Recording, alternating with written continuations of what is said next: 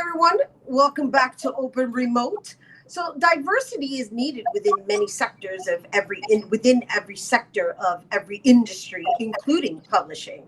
And our next guest will be facilitating hashtag Dignidad Literaria, the stories that sell, a conversation of gatekeeping, to update community of writers about the different steps being taken towards diversity and inclusion for Latino authors in publishing. And joining us to tell us more, please welcome writer, producer, activist, founder of New York City Latina Writers Group and Dominican Writers Association board member, Alicia Anabel Santos. Hi. Hey, hi everyone. Thank you so much, Rhina, for having me. I'm so excited to be here. I'm sorry that we have to meet under these circumstances, but I gotta say it's really good to see you.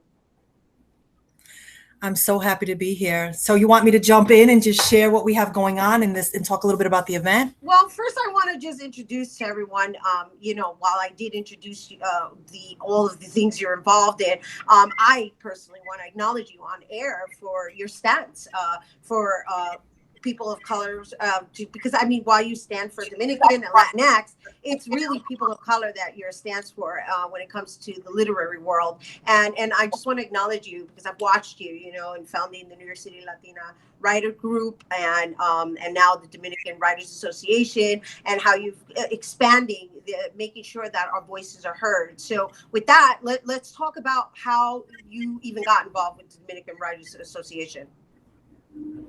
So, as you mentioned, I'm the founder of the New York City Latina Writers Group, which was established in 2006, October. We'll be 14 years this October, which is a huge accomplishment. There are over 800 writers. And as you said, I'm very passionate about lifting the voices of women, particularly women of color. And so my life work has been that, to create space where women of color can come together and write and share and tell their stories. That has expanded within my partnership with the Dominican Writers Association and meeting Angie Abreu, the creative director and founder, who her mission and vision and purpose is to create a space where Dominican writers can be visibilized, can have publishing deals, can be informed and receive resources that they would otherwise not get if Dominican Writers Association didn't exist. So I'm a proud board member of the Dominican writers. And as you said, it's really important to me. It's really important to me to see our people of color, being visibilized and having their voices heard. And so with regards to this upcoming panel that you're going to be facilitating, talk a little bit about the Big Five and what has brought this on, because I understand that the panel is meant to really serve as a follow-up to some demands that were being set out throughout the Dominican Writers Association. Well, the Big Five are the major publishing houses, right? The Random Houses, the Simon Schusters, the HarperCollins, Macmillan, Flatiron, so on and so forth, Penguin. And so what happened at the beginning of the year was that there was a book that was published by a white Latina titled American Dirt that took a lot of heat, in particular by a Chicana Mexican writer from LA, Miriam Gulba. She is the co-founder of Dignidad Literaria. She wrote an incredibly compelling and powerful piece, a critical review of the writing. This wasn't a personal attack more than there were concerns around the story and who gets to tell certain stories and how they get to tell it. And then in addition to that, the conversation expands to who's getting paid for what, right? And so the white writers, if you haven't seen what happened on Twitter, there was a Twitter conversation, a Twitter storm around folks coming on. It was hashtag publishing paid me. And so that was started by LL McKinney.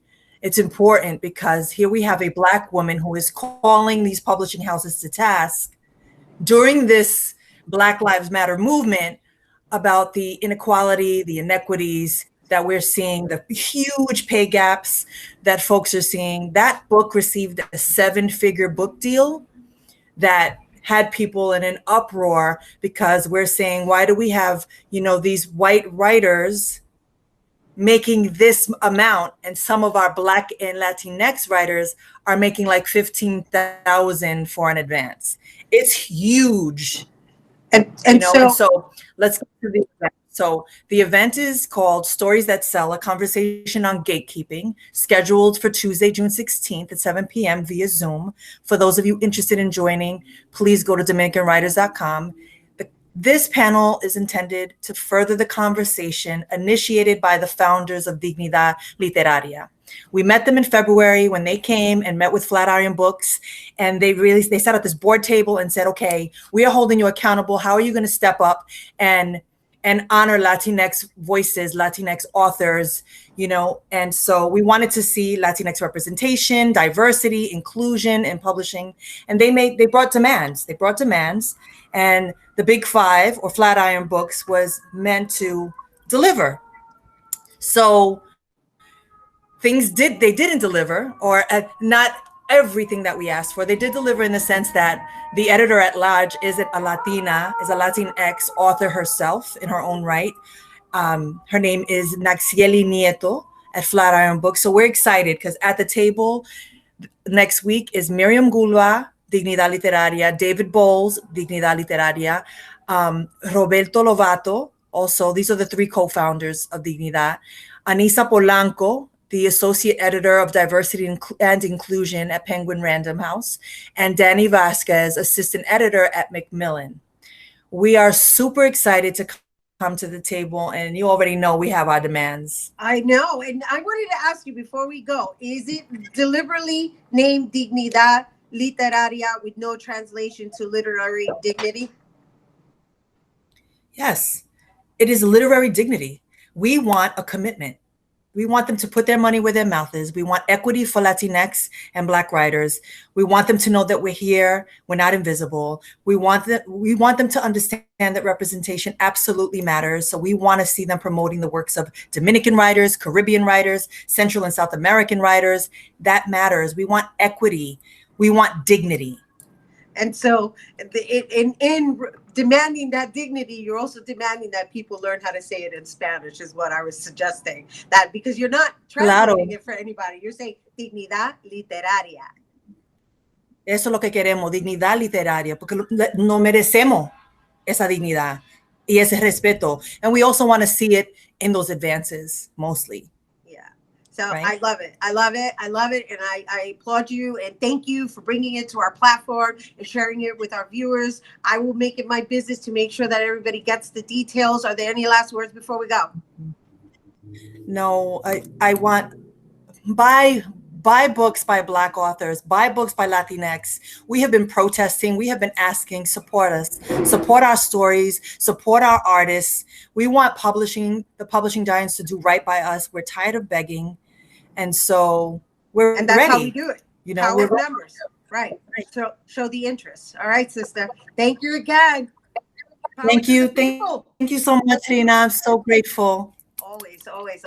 Bravo. You guys, once again, hashtag Dignidad Literaria, the stories that sell, a conversation of gatekeeping, will take place Tuesday, June 16th at 7 p.m. via Zoom. To RSVP, you can visit DominicanWriters.com/social events. All right, we got to take a quick break, but when we return, we'll learn about a film festival showcasing human rights. Don't go anywhere.